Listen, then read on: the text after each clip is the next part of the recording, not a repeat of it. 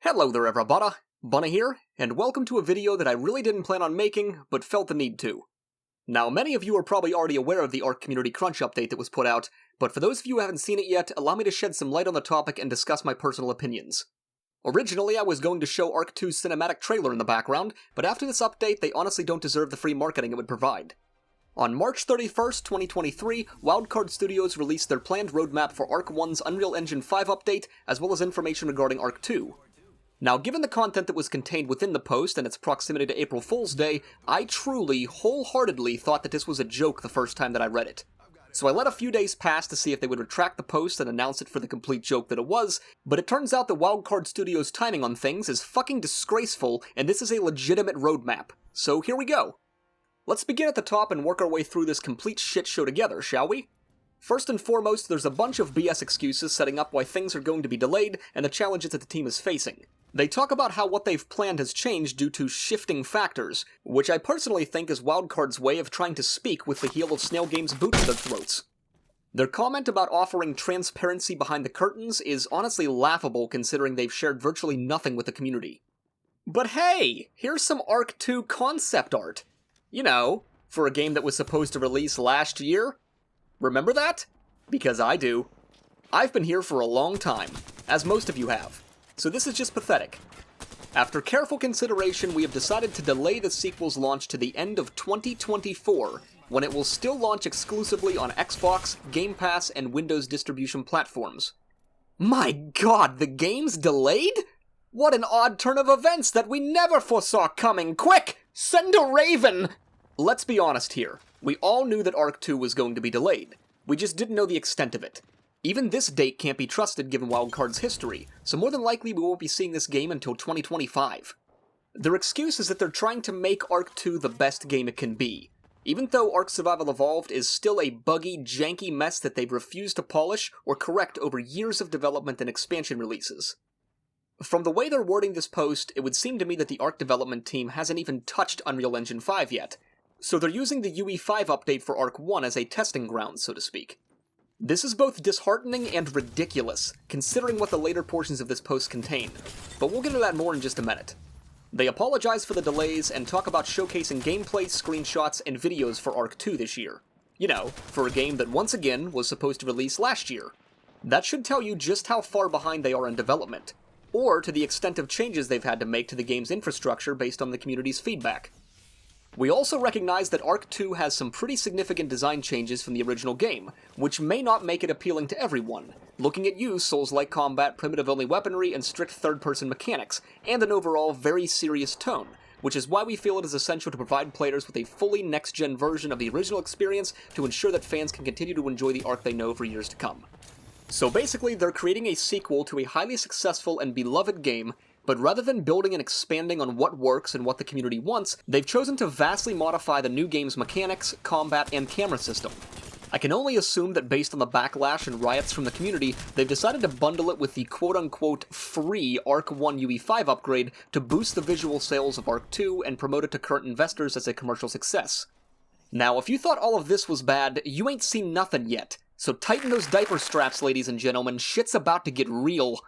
Ark Survival Ascended is a next-generation remaster of our beloved Ark Survival Evolved, harnessing the power of Unreal Engine 5.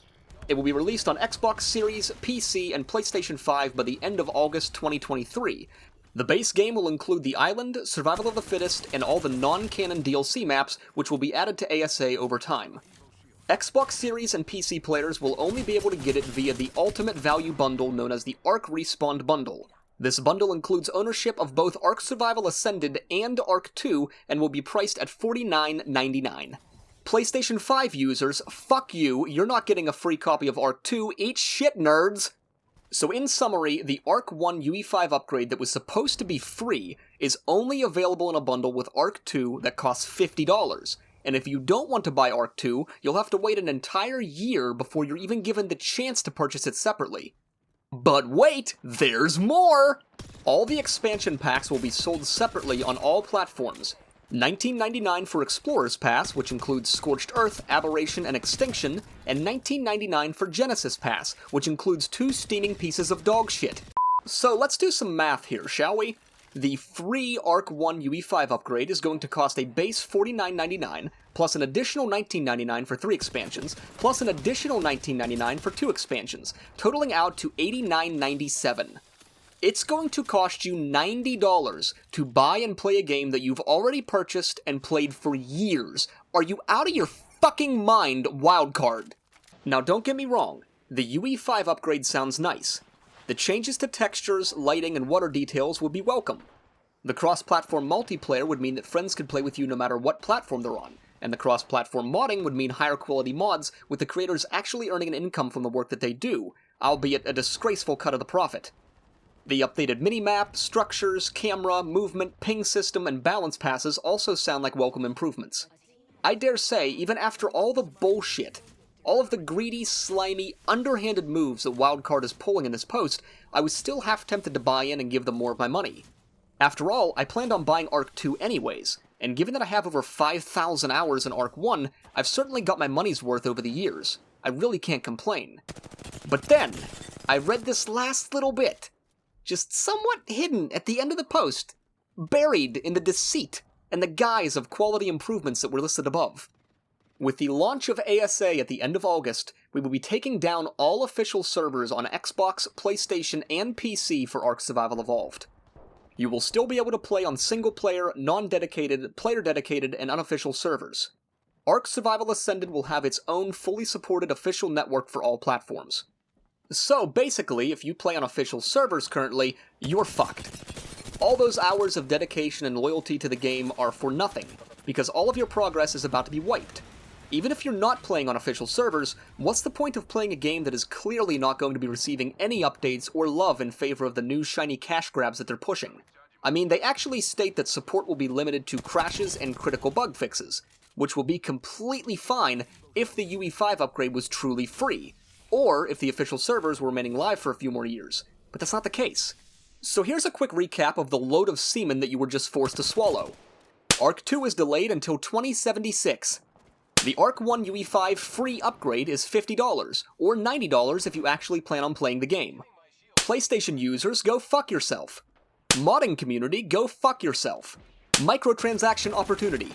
Monetization opportunity. Goodbye dedicated Ark players.